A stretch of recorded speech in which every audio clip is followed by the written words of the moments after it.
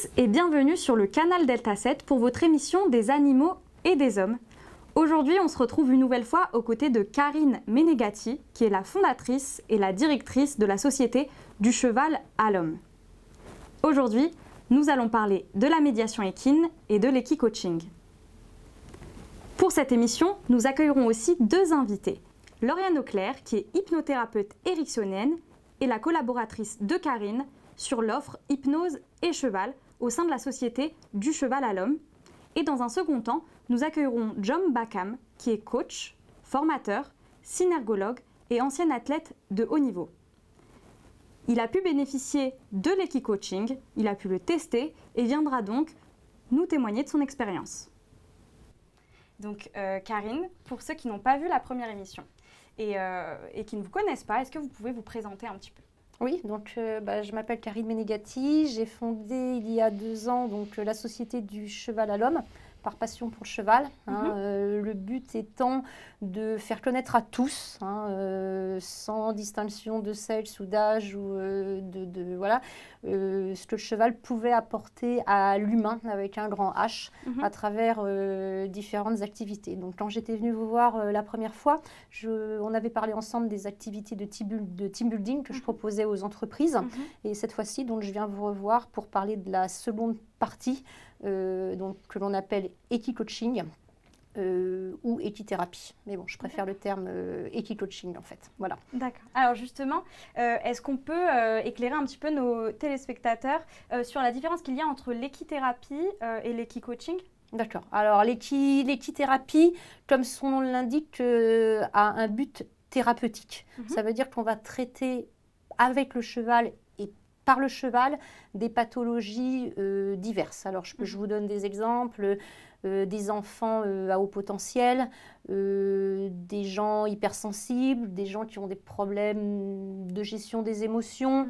Durant le confinement, j'ai fait beaucoup de recentrage avec des gens qui ne savaient plus trop où ils en étaient. Ils n'arrivaient plus à trouver leur place. Donc, on utilise le cheval. C'est que le cheval et la personne, donc le patient, en face à face, dans ce qu'on appelle un rond de longe, dans un endroit fermé.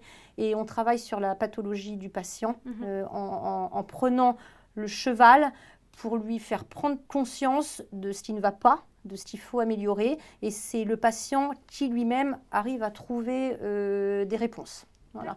Donc c'est cette partie-là, et il y a une toute petite partie de l'équithérapie qui s'adresse aux handicapés physiques et mentaux. Alors là, malheureusement, il n'y a pas d'amélioration possible, parce que quand on est avec des gens trisomiques, ce n'est que du bien-être et un petit plus par rapport à leur quotidien. Mais on voit, moi j'en fais 2 heures par semaine en ce moment sur des handicapés, des gens qui ont 50-60 ans, c'est pas des enfants, et on nous dit qu'en foyer, ils sont toujours recroquevillés dans leur chambre, on les met sur un cheval et on les voit sourire. Donc voilà, rien que ça, c'est super important. Donc l'équithérapie a vraiment un but avec des pathologies très particulières, parfois très lourdes d'ailleurs. Et l'équicoaching, c'est, on n'a qu'à dire, un peu plus léger. L'équicoaching, ça s'adresse aux entreprises et aux particuliers. Et en fait, pareil, on va gérer tous les problèmes qu'on peut rencontrer dans la vie courante. Donc si je prends le cas d'un particulier, ça peut être je suis toujours stressée, je cours toujours après l'heure, j'arrive pas à faire ceci, je comprends plus comment ça se passe dans ma vie, j'ai pas de confiance en moi. Donc avec le cheval, pareil, on va l'aider. Et pour les entreprises, on est plus sur des problématiques de comment travailler en équipe, comment gérer ses collègues. Quand il y a des conflits à l'intérieur d'une équipe, d'un service, d'une entreprise, on va gérer les conflits. On peut aussi travailler sur la gestion des émotions, exactement pareil, sur le leadership, sur le management, sur différents sujets. Donc c'est très complet. Et le but, c'est toujours pareil, c'est mettre le cheval au centre de la problématique pour que les gens se rendent compte et arrivent à avoir une réponse immédiate. Dès qu'on fait un exercice avec le cheval, tout de suite, vous allez vous apercevoir de ce qui va, ce qui ne va pas. Le cheval va vous renvoyer directement en fait, ce que vous ressentez. Et ça, c'est le but. Alors justement, comme pour le team building, vous avez décidé de placer le cheval au centre donc, de vos activités. Pourquoi le cheval ? Le cheval, parce que c'est ce que je disais déjà la première fois quand je vous ai parlé de team building, c'est que le cheval, en fait, alors moins en team building, parce que le team building, on est plutôt sur quelque chose de ludique, hein. C'est plus de la cohésion d'équipe, mais il n'y a pas derrière de but précis. C'est passer une journée sympa. Quand vous êtes sur l'équicoaching, derrière, il y a un but, hein. Déjà, il y a une problématique client, il y a ce qu'on va faire avec le cheval, et après, il y a un débrief très précis sur ce qu'on a réussi à faire. Le cheval, c'est ce que j'avais dit, donc c'est le miroir des émotions. Ça veut dire qu'en fait, c'est ce qu'on appelle la communication non verbale. Tout ce que vous ressentez, le cheval tout de suite va l'absorber et va vous le refléter. Donc si vous arrivez en face du cheval et que vous êtes énervé, le cheval tout de suite va se mettre par exemple dans une situation de stress et tout de suite vous allez voir que vous êtes énervé parce que le cheval est énervé. A contrario, si vous êtes très calme, le cheval va avoir confiance, il va venir vers vous et là, vous allez vous rendre compte que vous êtes dans un bon comportement. Donc, le cheval est vraiment là à but, vraiment pour vous faire prendre conscience de ce qui ne va pas en fait. Voilà, tout simplement. On peut se demander aussi à qui peut bénéficier en fait de ces activités, de ces prestations. Quel public en fait Tout le monde en fait, tout le monde, hein. Je vous dis entreprises, particuliers, des enfants. Bon, les enfants à un âge raisonnable, à partir d'une dizaine d'années à peu près, hein. Moi, j'en prends pas en dessous. Et après, c'est vraiment tout public. Même si vous ne connaissez pas le cheval, vous pouvez venir. Alors après, certains vont avoir une appréhension par rapport à d'autres, hein, bien entendu. Mais en général, tout le monde peut en bénéficier, hein. Il n'y a pas de restriction. Il n'y a pas de restriction. D'accord. Alors, vous en parliez aussi un petit peu, mais à travers ces prestations, ces activités, quel est le but finalement recherché ? Le but recherché, c'est la résolution en fait d'une problématique, tout simplement. Alors, hormis le fait que vous êtes en contact avec un animal, que vous êtes en pleine nature, que en général c'est des endroits sympas, que ça vous sort un petit peu de la ville, de votre bureau, de votre quotidien, il y a vraiment, encore une fois, un travail sur un cahier des charges très précis, hein, et il y a un but à atteindre au travers d'exercices. Voilà.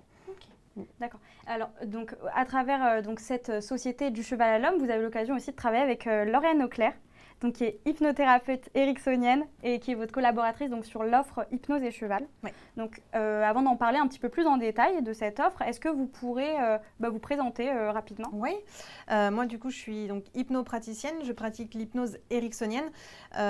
Ericksonienne, en fait, c'est une forme d'hypnose où tout se fait à partir de la personne qui vient me voir. C'est-à-dire que pour une problématique, je n'ai pas une formule magique. Je vais vraiment m'adapter à la personne qui est en face en partant du principe que c'est elle qui a la solution à son problème et pas moi. Donc, je prends l'exemple typique de quelqu'un qui va venir me voir pour arrêter de fumer. Si j'ai 10 personnes qui viennent me voir pour arrêter de fumer, j'aurai 10 solutions différentes parce qu'elles ne fument pas pour les mêmes raisons. Elles ne veulent pas arrêter pour les mêmes raisons. La cigarette n'est pas vécue de la même façon chez tout le monde. Du coup, on va vraiment prendre le temps de faire entre guillemets, un état des lieux pour voir comment ça se passe chez la personne. Et à partir de là, on va un peu creuser dans le problème pour aller chercher la solution qui se trouve à l'intérieur. D'accord. Voilà. Et du coup, moi, en dehors du partenariat que j'ai avec Karine, je suis dans un cabinet, dans une maison de santé dans le 28. Et du coup, je reçois toute personne, donc hommes, femmes. Moi, je commence un peu comme Karine, je fais les adolescents. À partir de 12 ans, tous les âges. J'ai aussi des personnes à la retraite qui viennent parce qu'ils ont envie de se soulager de quelque chose qu'ils portent depuis longtemps. On travaille sur plusieurs problématiques. En fait, tout ce qui va venir créer de la souffrance, qu'elle soit physique, qu'elle soit surtout émotionnelle. En hypnose, on travaille beaucoup avec les émotions. Donc que ce soit de problèmes de comportement, de mécanismes internes, de fonctionnement. Des fois, on sent qu'on a envie de quelque chose et de l'autre côté, il y a quelque chose qui bloque pour l'avoir, ce qu'on appelle un peu les conflits internes. On va venir un peu remettre de l'ordre dans tout ça. Voilà. Et donc, vous mettez cette expertise de l'hypnose donc à disposition aussi de la Société du Cheval à l'Homme.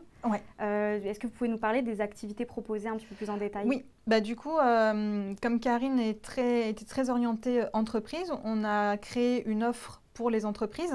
Donc, on a créé une offre sur une demi-journée, voire une journée, du coup, en fonction de la demande, où on reçoit par groupe de 2 à 6 personnes. Maximum 6 personnes. Maximum 6 personnes. Surtout en ce moment, on essaye de faire attention de ne pas recevoir trop de monde. Et donc, on va, dans un premier temps, faire un travail d'hypnose en groupe pour pouvoir préparer un peu le travail qui va être fait par Karine derrière en Equi-Coaching. Bien sûr, la problématique doit être un peu commune à tout le groupe parce que c'est très compliqué pour le coup de se disperser et ça va avoir plus d'impact d'avoir une problématique commune à tout le monde. Donc par exemple au niveau du management, du leadership, on peut recevoir plusieurs managers, on peut recevoir quand Karine parlait cohésion d'équipe, on peut recevoir une équipe, un service, un département, tous ensemble. On va faire une première séance d'hypnose par groupe pour travailler la problématique, voir exactement ce qui coince, exactement le problème, commencer à chercher des pistes, des solutions qui vont pouvoir être testées après, qui vont peut-être pouvoir être mises en pratique après derrière l'Equi-Coaching qui va venir renforcer encore plus ce qui a été fait en hypnose. Ok. Et ben, ce qu'on peut se demander aussi, c'est du coup quelles sont les pathologies qui sont traitées donc, au sein de ces différentes activités?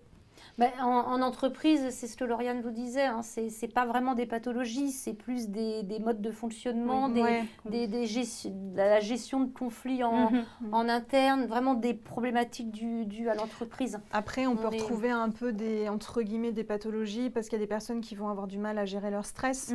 Donc quand elles ont des échéances ou des dossiers à rendre, il peut y avoir trop de pression et puis les délais sont dépassés. Tu peux parler de la prise de parole en public, par exemple. C'est ce que j'allais dire, aussi. La prise de parole en public, les personnes qui doivent intervenir devant un certain groupe. Voilà, des fois, la prise de parole, même en réunion, devant une dizaine de personnes, ça peut être compliqué. Et puis après, ça peut être des événements plus importants devant des centaines de personnes. Donc, on va travailler là-dessus. On peut aussi travailler sur, entre guillemets, le perfectionnement des compétences aussi. Quelqu'un qui va changer de poste, qui va prendre plus de responsabilités, on peut venir aussi travailler là-dessus pour améliorer ce qui est déjà présent et pour amplifier, intensifier le tout. Voilà. Okay. Et puis on a aussi du coup notre offre particulier. Voilà, là je viens apporter un petit plus par rapport aux activités de Karine, où là on a mis en place une offre qui s'étale à peu près sur 1 mois, où on propose une séance par semaine. Donc on commence avec un débriefing où on est toutes les deux en présence de la personne. Pour chacune, on va venir interroger la personne sur sa problématique. Pour nous, après, du coup, mettre en place une espèce de stratégie d'accompagnement. La première séance, ce sera une séance d'hypnose qui va venir en fait commencer à préparer le changement. Parce que des fois, on a envie de changer un truc, mais on l'a déjà depuis tellement longtemps que c'est un peu notre meilleure copine quand même. Du coup, on prépare un peu tout ça, on commence à ouvrir un peu les chemins. Tiens, par là, ça pourrait être bien, par là aussi. Après, la deuxième séance, c'est Karine, en Equi-Coaching. Même troisième séance, c'est encore Karine. Et la quatrième, c'est à nouveau une séance d'hypnose qui, là, va venir, en gros, verrouiller tout ce qui aura été mis en place par Karine, venir renforcer certaines choses avec encore d'autres solutions. Et du coup, pour permettre à la personne, finalement, au bout d'1 mois, de sentir les bénéfices de nos 2 activités. Okay. Donc, ces activités, en fait, s'adressent à tout le monde. Il n'y a pas forcément besoin de connaître l'animal pour y participer? Non. Absolument pas. Et c'est même mieux de ne pas le connaître. C'est ce que j'allais dire. C'est même mieux de ne pas le connaître. Quand on vient et qu'on est totalement neutre, et limite quand on n'a jamais touché un cheval de sa vie, c'est d'autant plus fort et les résultats seront d'autant meilleurs que quelqu'un qui a déjà l'habitude de pratiquer un petit peu l'animal. Moi, j'ai fait une séance d'équipe. En fait, elle m'a fait une séance d'hypnose. Je lui ai fait une séance d'équi-coaching. Et c'est vrai que moi, j'ai beaucoup plus Elle est cavalière. Je suis cavalière. Du coup, c'est vrai qu'entre guillemets, ça biaise limite un petit peu parce qu'on connaît bien le comportement du cheval, on sait comment être. Et puis, il y a toute une partie que Karine fait avec les personnes qui ne connaissent pas le cheval avant de rentrer dans ce qu'elle vous disait, le rond de longe en liberté avec le cheval. Elle fait déjà rentrer les gens dans le box pour se familiariser avec l'animal, etc. Ben, moi, typiquement, c'est une... Johnny vous en parlera ça après. Ça paraît facile. Par exemple, Lauriane, ça lui paraît super facile. Voilà. C'est machinal, nous. On fait ça tous les jours. Je ne suis pas passée par cette étape, par exemple. Quand elle m'a fait la séance, ça n'allait rien m'apporter. Donc, on a sauté cette étape-là. Du coup, oui, je pense que quelqu'un qui ne connaît pas du tout les chevaux aura encore plus de bénéfices que quelqu'un qui les connaît bien.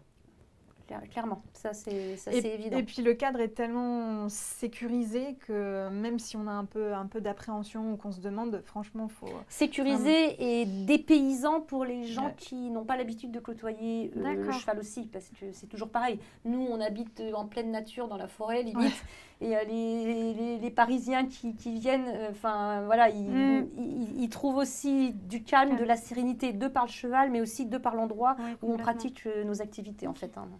Ok. D'ailleurs, vous parliez de sécurité, ça tombe très bien parce que c'est un animal qui fait quand même 600 kilos. Donc, en termes de sécurité, il faut quand même être assez là. Est-ce qu'il y a des règles à respecter de sécurité? Alors oui, il y a des règles à respecter que je donne tout le temps au début, que ce soit d'ailleurs pour les team building ou les Kikochin, c'est des règles très très simples. Il suffit de s'y tenir, elles sont faciles. La première, c'est ne jamais crier. Ne jamais faire des gestes brusques, ne jamais se mettre derrière un cheval, garder une certaine distance pour pas que le cheval vous marche sur le pied, arriver pas avec des talons aiguilles, on évite, on préfère les baskets ou les chaussures de randonnée. Voilà, c'est tout. Ensuite, l'animal est foncièrement gentil. C'est un animal de proie déjà. C'est pas un prédateur. Donc, et puis c'est un animal qui est maintenant qui est devenu un animal domestique, si vous voulez. D'autant plus les chevaux qu'on utilise, ce sont des chevaux où on fait aussi des leçons dans des clubs pour des enfants. Ils ont énormément l'habitude. C'est des chevaux ultra sécurité. Ils sont manipulés, voilà. Mais c'est pas pour ça qu'un accident ne peut pas arriver. Ça peut toujours arriver où on se fait marcher sur le pied, pas méchamment, mais ça peut arriver. Risque donc, zéro, voilà. quand il y a un animal comme ça, effectivement, les règles, elles sont là et obligatoire. On doit les respecter. On doit les respecter. Justement, on a aussi la nécessité peut-être d'être encadré par ce type d'activité. Est-ce qu'il y a un encadrement spécifique? Par qui est-ce que c'est encadré? Est-ce qu'il y a des diplômes aussi peut-être? Oui, alors moi j'encadre, je suis le principal encadrant, mais j'ai mis une règle qui fait que en fonction du nombre de personnes, il y a un encadrant par nombre de personnes dans un groupe. D'accord. Pour l'équipe coaching, je prends un encadrant pour 5-6 personnes. D'accord. Voilà. Donc, si j'ai 20 personnes, il me faut 3 encadrants à peu près. Un, parce qu'il faut gérer le cheval, mais le plus dur, c'est de gérer les participants. C'est de gérer l'humain, parce que l'humain, il va se dire, bah oui, allez, je vais lui courir après, je vais faire ça, allez, je vais partir, je vais fumer ma cigarette, je vais prendre mon téléphone. Et finalement, l'encadrant, il est plus là pour le stagiaire que pour le cheval. Mais bon, de toute façon, pour des questions d'assurance et de sécurité, voilà. Et puis, il faut pouvoir répondre à la demande du groupe, ne jamais laisser quelqu'un à part, et plus vous multipliez le nombre de personnes et vous diminuez le nombre d'encadrants, moins c'est facile en fait. Donc il faut être présent pour toutes les personnes du groupe. Ça c'est super important parce que même si c'est une problématique dans un groupe, même s'il y a une problématique de groupe, ils ont chacun après leur petite problématique individuelle. Ils viennent vous poser des questions et moi ça et moi ça. Il faut pouvoir répondre à tout le monde en fait. Ça c'est. Puis ils ont comme je disais tout à l'heure, ils ont toute une façon différente de gérer le même problème. Ah bah oui. Donc, vous allez avoir des gens très sur deux à l'intérieur d'un groupe, des gens beaucoup moins sur deux, des gens qui vont mettre une demi-heure pour aller approcher un cheval, des gens qui vont tout de suite s'approcher. Il y a plein de profils en fait, il y a plein de profils. D'où l'importance de... En fait, il faut avoir le contrôle sur tout. Et voilà, le nombre d'encadrants. Et pour revenir à votre question, je travaille avec des gens souvent en freelance qui ont soit des diplômes dans les chevaux, soit qui sont en cours de formation, pareil dans le milieu du cheval, soit des gens que je connais très bien qui maîtrisent tout à fait la problématique du cheval en fait. Et pour couronner le tout, j'ai quand même des assurances derrière. S'il y a un souci, bien évidemment, la société est ultra assurée, ne serait-ce que pour un petit accident. Ah oui, nous ne sait jamais.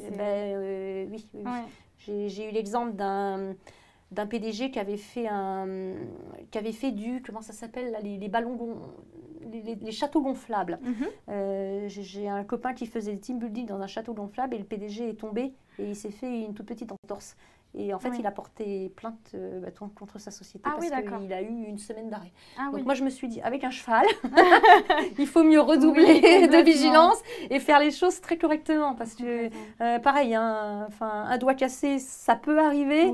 Et si c'est pour mettre la personne après un mois en arrêt de travail, c'est pas très bénéfique pour l'image de la société. Donc voilà. Donc on sécurise et tout est vraiment... voilà, il n'y a rien à craindre. Il y a rien à craindre. Ok.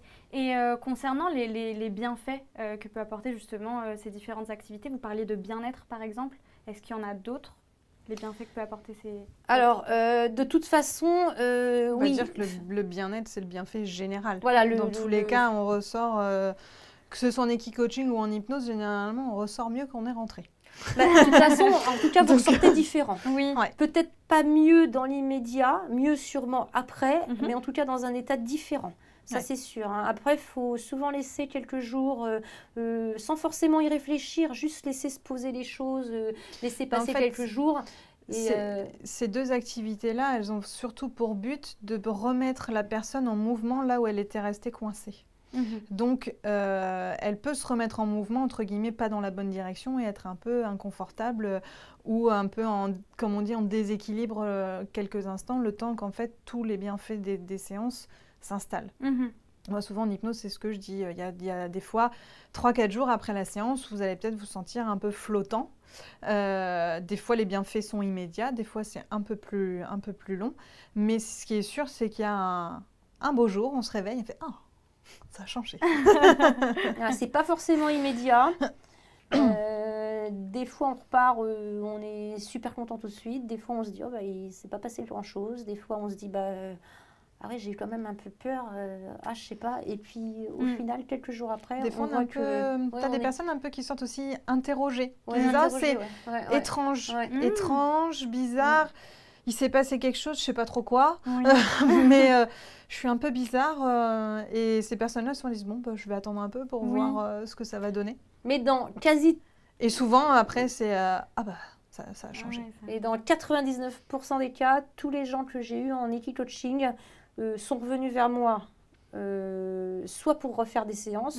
En général, une ne suffit pas. Hein. Moi, je pars sur 3-4 séances pour les particuliers. Hein. Je ne parle pas pour les entreprises. Et c'est souvent des gens qui, après, m'ont demandé à venir monter à cheval et apprendre des leçons d'équitation. C'est fou. Comme quoi, finalement, l'animal, il est quand même, il dégage quand même quelque chose de très fort, en fait. Mais ça, c'est important ce que tu viens de dire, c'est que dans nos activités, ce qu'il ne faut pas oublier, c'est que ce n'est pas des solutions magiques, ce n'est pas des coups de baguette magique, ça demande quand même un investissement personnel et il y a rarement de séance unique. Un problème, il va souvent nécessiter d'être travaillé à plusieurs niveaux. Et il faut s'accorder le temps, se croire en soi et prendre le temps nécessaire pour vraiment aller au bout des choses, pour aller au bout du problème, pour pas qu'il revienne, quoi, et changer vraiment définitivement. Et on a une obligation de moyens et pas de résultats. Et nous, le but, c'est de donner une boîte à outils aux personnes qui puissent se rendre compte et travailler sur eux-mêmes pour y arriver. Hein. Effectivement, on n'a pas une baguette magique, mais on arrive à leur faire prendre conscience et faire en sorte que c'est eux qui trouvent les solutions. Grâce au cheval, grâce à l'hypnose. Qu'ils puissent se rendre compte qu'ils ont, eux, une boîte à outils à l'intérieur qui est hyper large et hyper puissante et faire quelques séances avec nous pour après être capable de gérer des choses qui vont leur arriver tout seul. Je sais qu'en hypnose, nous, le but, c'est d'autonomiser la personne un maximum. Après, s'il y a entre guillemets, des drames ou des choses plus lourdes, la personne va... Moi, ça m'est arrivé d'accompagner quelqu'un dans une problématique, d'arrêter l'accompagnement et puis elle est revenue me voir quelques mois après parce que soit il y a autre chose de plus profond qui est ressorti, soit il s'est passé un drame dans les jours qui ont précédé et on vient retravailler sur autre chose. Mais des fois, il y a des petites choses qu'ils arrivent à gérer tout seuls du coup. Ils arrivent à devenir autonomes sur pas mal de points. En tout cas, ça a l'air super intéressant. Donc, on invite nos téléspectateurs à aller tester, en tout cas. Venez. Du coup, peut-être qu'on peut parler aussi, d'écrire peut-être une journée type, par exemple, au sein de... Une journée, peut-être. En équi-coaching, vous voulez ou... Oui. Comme vous voulez. D'accord. Bah, alors, indépendamment de l'hypnose que je fais donc avec Lauriane, hein, qui est une des parties, j'ai aussi donc 3 autres formations associées à de l'équi-coaching. La dernière, j'en parlerai tout à l'heure avec John. Mais les 2 autres, il y en a une qui s'appelle cheval et énéagramme. Alors, énéagramme, c'est un mot un peu scientifique qui veut dire en français test de personnalité. Donc, en fait, le but, c'est une méthode très scientifique, hein, à l'aide d'un questionnaire. Il y a 200 questions qui est beaucoup utilisé dans les entreprises, notamment pour des tests de recrutement, pour connaître la personnalité des gens. Hein, et c'est très, très fiable. En fait, on propose aux entreprises, souvent pareil sur une journée, de venir faire ces tests de personnalité qu'on révèle ensuite. Bon, le groupe doit être OK, hein, puisque forcément, vous allez connaître ma personnalité et je vais connaître la vôtre. C'est quand même assez... Ça peut être assez intime parce que ça va très loin. Hein, voilà. Et l'après-midi, moi, avec l'équi-coaching, je vais mettre en pratique les petits... C'est pas des problèmes parce que chacun a sa personnalité, mais on se dit toujours, on est peut-être un peu trop égoïste, un peu trop égocentrique, un peu trop ceci, un peu trop cela. Et chaque point négatif de la personnalité, on va la travailler sur des exercices spécifiques avec le cheval afin d'améliorer les points négatifs. Les points positifs, bien sûr, on n'en parle pas. On peut les intensifier. Donc, il y a beaucoup de gens qui sont très sûrs d'eux dans les tests de personnalité. Ils sont, bon, c'est les leaders, hein, c'est les PDG, c'est les gens comme ça, voilà. Et donc, on va essayer de travailler là-dessus pour rendre les choses un petit peu plus souples. Donc, ça, c'est une formation, effectivement, le cahier des charges, et la journée, c'est le matin. Je prends le brief, par exemple du chef de service, on détermine ensemble sur ce quoi il veut travailler en fait. Hein. Donc le test de personnalité par exemple, le matin il y a toute une partie théorique en salle où on fait les tests de personnalité. Là je travaille avec un coach, il est comportementaliste humain, donc en fait c'est lui, hein, parce que je ne suis pas comportementaliste, donc c'est lui qui s'occupe de cette partie-là. Souvent il y a un suivi d'un déjeuner de midi et puis l'après-midi, mise en application pratique, toujours pareil avec les chevaux et des briefs le soir. Donc ça peut être une journée, ça peut être 2 journées, ça peut être 3 journées. On s'adapte totalement à la problématique du client. C'est ça, donc vous en parlez. On peut imaginer qu'on s'adapte en fait à chaque client, donc en fonction des problématiques. Donc il y a peut-être un cahier des charges à respecter en fonction du client aussi. Mais c'est ça en fait. C'est moi c'est pas compliqué. Hein. Le client appelle, il me dit je veux ça, je veux ça, je veux ça. Et ben je fais ça, je fais ça, je fais ça. C'est pas plus compliqué que ça. Voilà. C'est vraiment, il n'y a rien de défini. Hein, tout est vraiment, voilà, on me demande, je fais. Bon après, il faut pas que ça soit non plus des choses impossibles, hein, bien sûr, mais on a toutes les problématiques envisageables et il n'y a aucun souci pour le faire en fait. Donc oui, il y a pas mal en tout cas de choses à faire. Vous vous permettez, grâce à ces activités, de toucher un certain nombre de problématiques, de personnes. Ma question, c'est du coup l'endroit. Alors, à quels endroits sont proposées ces activités-là? Parce qu'on peut imaginer que ça doit être un endroit assez vaste.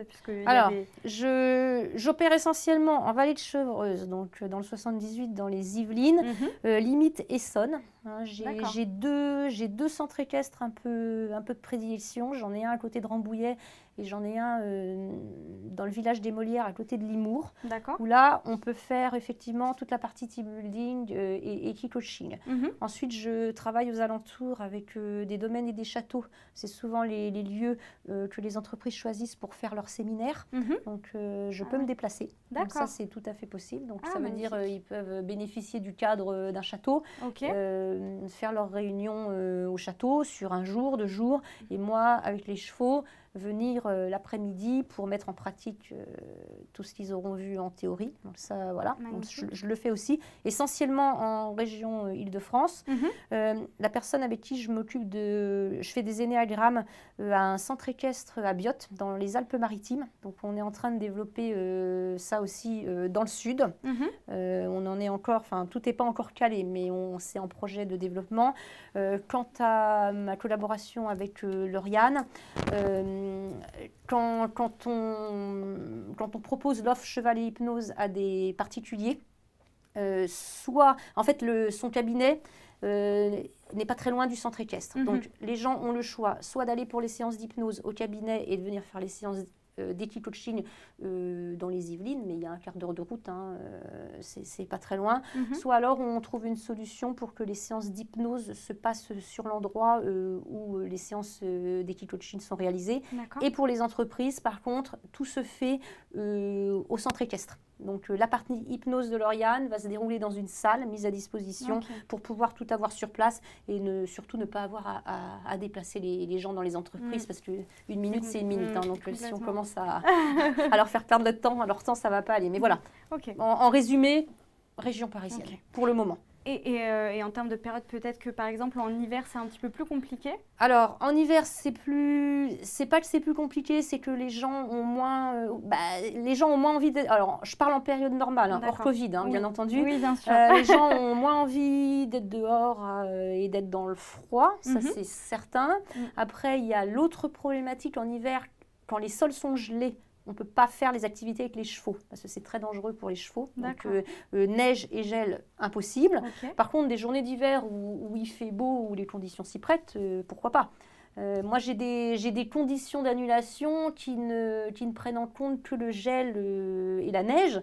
Mais s'il pleut, il pleut. Et puis, on a aussi un manège, donc on peut très bien faire ça en endroit couvert, même s'il ne fait pas chaud, on s'équipe bien, doudoune, chaussures, et puis ça fait aussi prendre un bon bol d'air, en fait.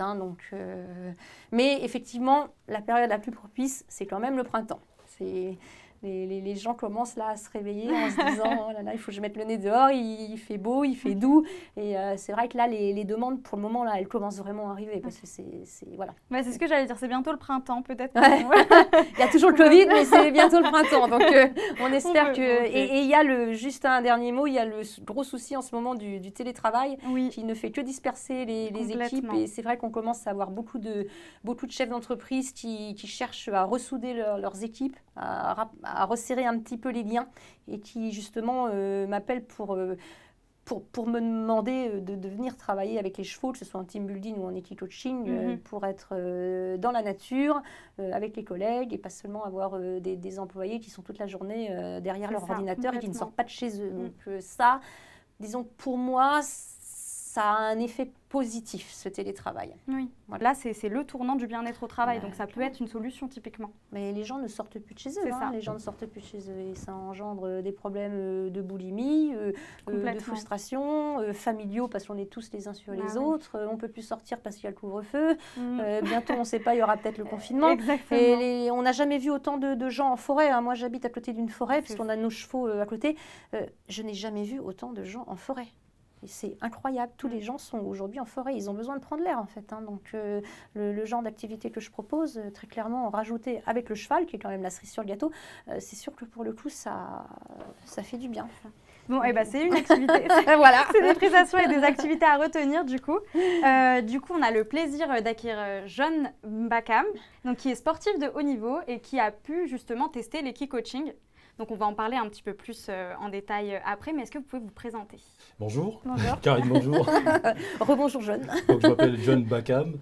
Donc, je suis coach, formateur et synergologue, spécialiste du comportement non verbal. Et donc, j'ai été athlète de haut niveau. Ça date un peu dans la discipline du taekwondo. Alors, moi, je travaille dans un cabinet qui s'appelle Morgat Energy. Notre cœur de métier, c'est le management de la performance, c'est-à-dire qu'on travaille sur la qualité de vie au travail. On va travailler sur tout ce qui est physique, mental et émotionnel. Voilà, ça, c'est notre cœur de métier.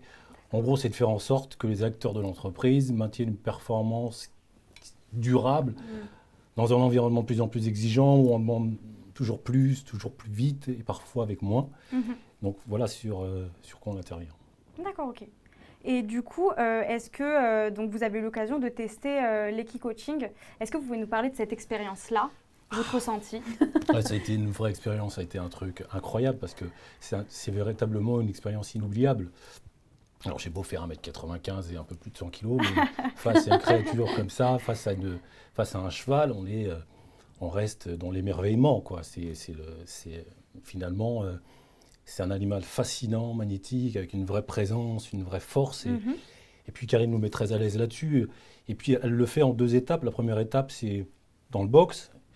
Et là, on est vraiment donc sur la découverte, sur comment commencer à construire l'interaction.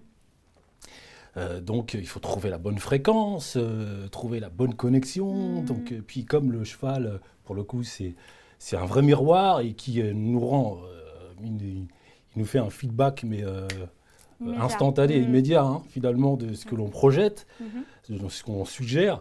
Eh ben, dès qu'on s'approche et qu'on est un peu maladroit, peut-être, ou qu'on a des gestes un peu brusques, eh ben, le cheval nous le fait ressentir.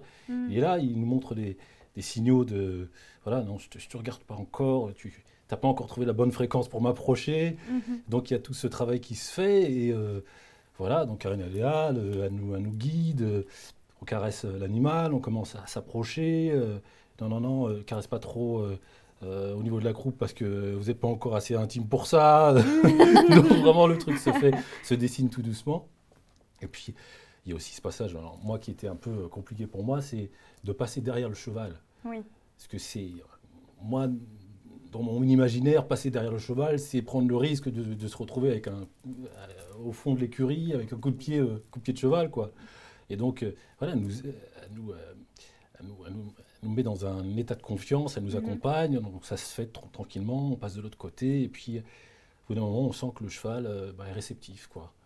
On sent qu'on a trouvé finalement le bon canal, la bonne fréquence, et que là, pour le coup, la rencontre est en train de se faire. Donc ça, c'est dans le box, et puis après, on a eu la chance aussi de travailler sur le manège. Et là, c'est autre chose, parce que je pourrais faire un parallèle avec ce que l'on fait nous, hein, dans notre cabinet, parce qu'on travaille sur le leadership, là, pour le coup. Et c'était donc de demander au cheval, de lui intimer l'ordre de marcher, et ensuite d'aller au trot, et puis dans un troisième temps, de galoper. Si vous le faites sans conviction, si vous le faites vraiment sans, pour le coup, être sincère, authentique, et là, pour le coup, je vais parler d'assertivité, c'est-à-dire d'être à la fois dans le message qu'on envoie, et puis dans le même temps dans la relation, ben, ça ne fonctionne pas. Et là, le cheval, il est là. Donc, je me souviens, Karine et Laurent se sont bien amusés de moi parce que j'étais là, j'intimais l'ordre, mais j'étais moi-même pas convaincu au fond, quoi. Et le cheval, ben, il lui tournait le dos. Il lui tournait le dos. Et puis après vient ce moment où on commence à trouver finalement la bonne fréquence. Hein. Je parlais de fréquence pour le coup. Et le cheval, oui, là, dit oui. D'accord, il y a l'accusé réception et il se met finalement à obéir et à passer d'une cadence à une autre. Tu l'as même fait sauter? Oui, je crois. Oui, j'ai fait ça. Très bien. Oui, effectivement. Oui. Mais ce qui est drôle, c'est que, enfin, c'est pas drôle, c'est que moi, John, quand Laurent, donc l'associé de John, m'a dit je viens avec John, John, je l'avais jamais vu. D'accord. Donc quand j'ai vu arriver John, je me suis dit, j'avais exprès en fait pris un cheval, ce qu'on appelle un double poney, donc un plus petit cheval, parce que des fois il y a des gens que ça impressionne par la hauteur. Complètement. Et quand j'ai vu John, je me suis dit, bon, je me suis peut-être trompée, mais on va rester sur le double poney. Donc, et en fait, ce qui est très bizarre, c'est qu'effectivement, comme il vous a expliqué, c'était pas du stress qu'il avait, mais il avait... Soit il était trop délicat, soit il avait peur de l'approcher, et pourtant, il aurait pu soulever le poney. Hein. Je le dis tout de suite, voilà. Il y a un rapport de taille qui était inversé, en fait. Mais ça n'a rien changé, en fait, à la problématique. C'est pas parce qu'on est sportif de haut niveau qu'on a de la prestance, parce qu'il en a quand même beaucoup, que ça change quelque chose. Il était très timide et très délicat dans la façon, il me disait ça je peux faire, et ça, et tout comme ça. Et une fois qu'on a été ensemble dans le manège, pareil, il n'osait pas s'imposer, alors que, voilà, il n'osait pas s'imposer, il n'osait pas donner un ordre, il n'osait pas donner son énergie pour en fait, la faire ressentir au cheval, parce que c'est ce qu'il faut faire. Hein. Il faut aller vers le cheval, il faut y aller avec son énergie, son physique. Hein. C'est pas du mental. Hein. Faut se connecter en fait avec le cheval. Et c'est là qu'on s'aperçoit que même des personnes qui comme ça ont l'air sûres d'elles, et ben finalement devant un poney, ben, on peut perdre tous ses moyens. Et après, évidemment, il a eu les clés pour le faire et à la fin, il s'en est super bien sorti. Mais c'est pas juste comme ça, quoi. Il y a un vrai travail sur soi avant d'arriver à ce qu'il a fait, ce qu'il a d'ailleurs très bien fait. Voilà. Et quel bienfait vous avez pu ressentir après cette expérience-là? Déjà, je pense que c'est une expérience, déjà. De manière globale, c'est vraiment une expérience. Parce que moi, le cheval, c'est vraiment un animal qui me fascine. Donc il y avait déjà ça, et puis oui, c'est de se rendre compte qu'on a beau travailler pendant des années sur par exemple, le leadership, hein, ce que je fais, de former des dirigeants, former des managers dans leur métier, et donc de maîtriser sur le bout des doigts certaines techniques. Lorsque finalement il s'agit, moi je parlerai d'intelligence émotionnelle, là pour le coup, c'est très intéressant de se faire ce genre d'expérience parce que, comme on le disait tout à l'heure, le cheval, il nous fait un retour rapide de ce que l'on est. Alors, ça nous demande, pour le coup, de nous interroger sur notre posture, sur la fréquence, sur nos gestions des émotions. Et je trouve que c'était, pour moi déjà, dans un premier temps, un beau défi, un beau challenge, déjà. Parce que le cheval, ça n'a jamais été quelque chose pour moi d'évident. Même si c'était un double poney. Moi, je le trouvais grand, par contre. Hein. En plus, il était blanc, donc il y avait un contraste. Lui, il trouvait grand. Et donc, c'est une vraie expérience, véritablement. Ok. Pour le coup. Et vous avez ressenti, du coup, une différence avec une personne qui avait peut-être l'habitude de côtoyer... moi, ce que j'ai bien aimé déjà, c'est effectivement le jeune est parti de zéro parce qu'avant de franchir la porte du box, il n'était pas du tout à l'aise. On est ressorti de la séance, il papouillait le cheval dans tous les sens, il était très à l'aise. Donc déjà, il y a cette aisance en une heure et demie de temps qui est énorme. Et puis, il y a aussi son humilité. Je pense qu'il n'a pas... il n'est pas arrivé... très fier en disant ouais, moi je vais te mater parce que ça arrive, hein, c'est souvent le cas encore une fois des leaders, hein, des chefs d'entreprise, vraiment des leaders de groupe où ils arrivent face au cheval du style je suis plus fort que toi et tout de suite le cheval il le remet à sa place. John en aucun cas il a essayé d'être comme ça, quoi. Il a suivi les conseils, il a écouté le cheval, il a vraiment écouté et il a pris son temps en fait. J'ai bien aimé le rapport qu'il a eu avec le cheval, j'ai vraiment apprécié parce que à aucun moment il y a eu de la brutalité, ce qui peut aussi arriver, hein. C'était fluide et c'était doux en fait, et ça j'ai vraiment beaucoup apprécié. La brutalité, elle arrive peut-être quand on a peur du cheval? Alors, elle peut arriver effectivement quand on a peur du cheval parce que c'est une réaction humaine, hein. On devient brutal parce qu'on a peur. Elle peut arriver parce qu'on n'arrive pas à faire. Hein, donc on s'énerve.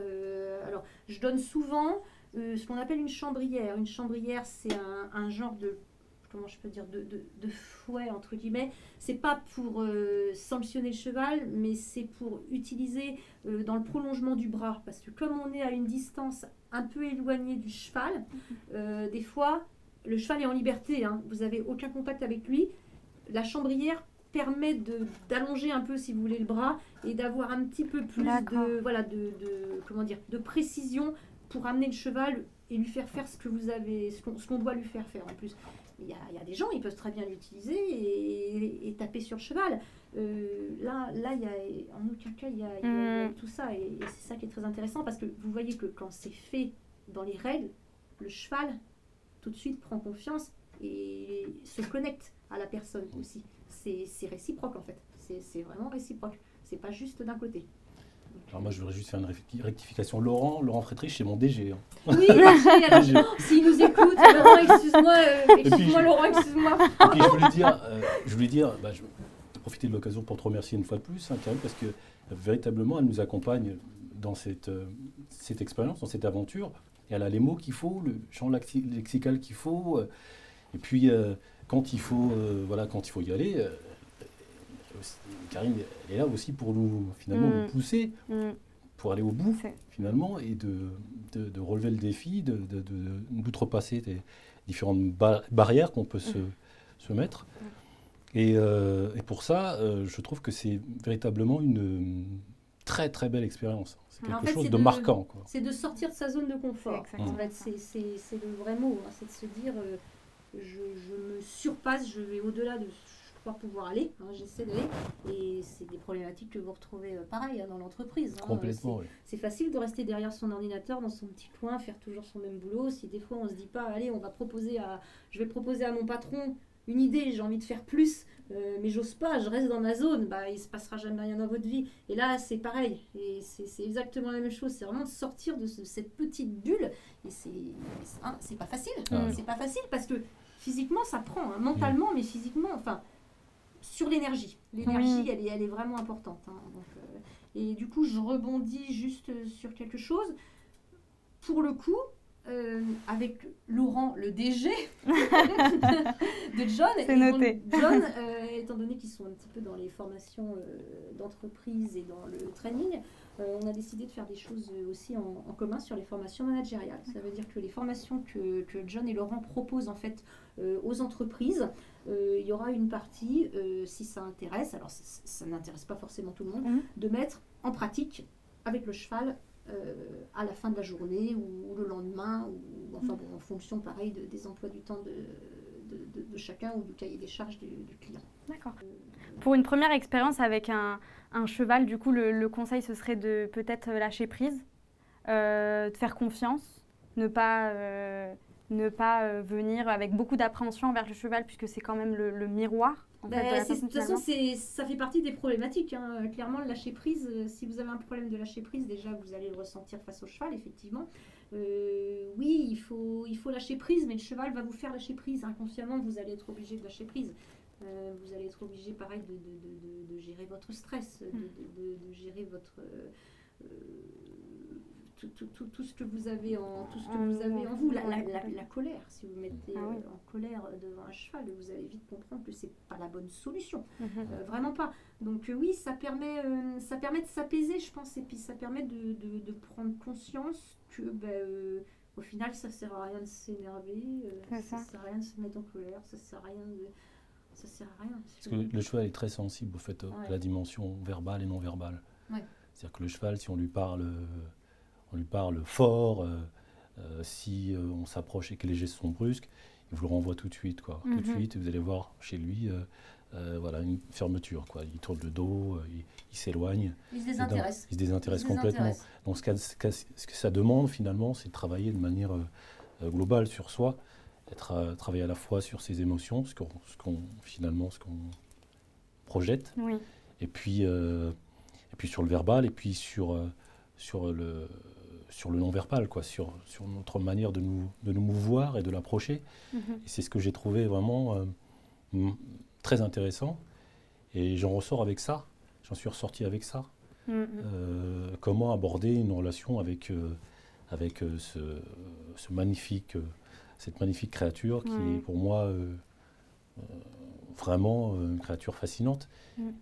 Comment j'ai pu établir la relation avec le cheval, comment j'ai pu prendre sur moi et puis trouver finalement de quoi alimenter notre échange et finalement de passer un bon moment avec lui. Mais après, c'est quelque chose de très important, cette relation de confiance avec le cheval justement lors d'une séance. Est-ce que pour finir, Karine, vous pourrez nous parler d'une anecdote ou peut-être d'une expérience qui vous a marqué en séance? Oui, en séance, oui. Je peux vous parler d'un petit garçon que je suis encore actuellement, qui est ce qu'on appelle à haut potentiel, qui a donc un QI beaucoup plus élevé que la moyenne, qui s'ennuie à l'école, qui est pas très sympa avec ses parents, qui fait des choses pour son âge inimaginables. Qui a 6 ans d'avance par rapport aux enfants de son âge. Donc c'est très très compliqué à gérer parce que forcément il réfléchit plus vite que les autres. Et en fait, sa maman m'a appelée en me disant, on a tout essayé, les psys, ça marche pas, la musicothérapie, je crois que ça s'appelle comme ça. Enfin, ils ont essayé toutes les techniques possibles et inimaginables. Donc je lui ai dit, ben, moi je veux bien essayer, hein, je garantis rien, hein, vraiment. Et puis on a fait une séance, 2 séances, 3 séances, 4 séances. Et le gamin, il a commencé à travailler sur lui-même. Il ne connaissait pas du tout le cheval. Hein. Aujourd'hui, c'est un de mes cavaliers, parce qu'en plus, du coup, il est devenu dingue des chevaux et je l'ai en plus en cours d'équitation. Mais indépendamment de ça, il est devenu différent. En fait, il n'insulte plus ses parents. Il est devenu gentil avec sa sœur. Il tape plus son chien. Il essaie de faire des gros efforts. Et pour un petit gamin, c'est difficile de faire des efforts. Hein. Et ça, je trouve, ça a été une belle rencontre. Parce que pour le coup, souvent les enfants, c'est inné, hein, ça réfléchit pas. Et puis il a pris conscience de quelque chose. Et ça, j'ai bien aimé parce que pour le coup, quelque part, le cheval a réussi à lui faire prendre conscience de tout ça. Et ça a été vraiment une belle expérience. Vraiment, vraiment. Oui. Voilà. Et on termine sur une belle note positive. Merci. Merci Karine d'être parmi nous. Merci d'avoir été présente durant ces 2 émissions. Merci à nos invités John et Lauriane. On se retrouve quant à nous pour une prochaine émission, donc très rapidement, une émission donc, des animaux et des hommes sur le canal delta7.org.